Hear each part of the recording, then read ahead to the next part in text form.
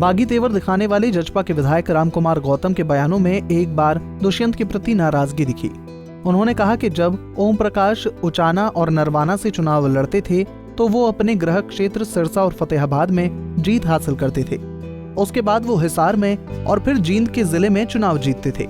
Deputy CM Dushyant ने सिरसा व फतेहाबाद में कोई सीट नहीं जीती। यहाँ आकर सीटें जीतने की ऐसी कोई खासियत उनमें नहीं थी। हमारे सहयोग से ही वो उप मुख्यमंत्री के पद तक पहुँचे।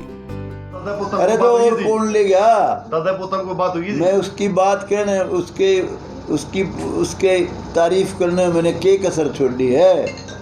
मैंने कमियां नहीं छोड़ी। अगर मारा बिल्कुल रोल नहीं होता मेरे भाई, चौटाला साहब जब इलेक्शन लड़ते थे पहले फतेह करके आते थे सरसा, फिर फतेह करते थे फतेहाबाद, फिर बीच में आता था अपना इलाका शुरू होता था। जब जाके वो उचाना दरवाना जीता करते, ये तो पहले खींच गया मीटर, आखिर कोई तो कारण होगा। वहाँ तो कहीं जय नहीं बोली, पूरे बोली। हम सबका रोल है, मुझे उससे कोई शिकायत नहीं। I have no complaint against the boy. पीछे शिकायत थी जी? पहले भी नहीं थी ना, पीछे शिकायत थी जी, आपने खुल के बोला जी? कोई शिकायत नहीं भाई। शेर 11। हालांकि दुष्यंत पर इशारों ही इशारों में कटाक्ष करके भी दादा गौतम ये कहते रहे कि उन्हें उससे कोई शिकायत नहीं।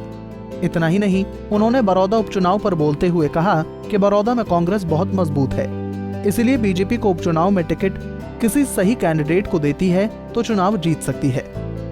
बड़ौदा में तो कोई बड़ौदा में गया नहीं। दूसरी बात ये कि कई फैक्टर हैं बड़ौदा में। अब कांग्रेस पार्टी का भी आधार कमज़ोर नहीं है, हुड्डा साहब का बड़ा भारी प्रभाव है। और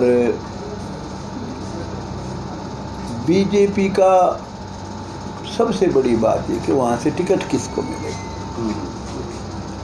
उस पर बहुत कुछ दारमदार करेगा। और टिकट अगर सही नहीं गया, हो जाता है कई बार टिकट मैनेज भी होते हैं, तो उसमें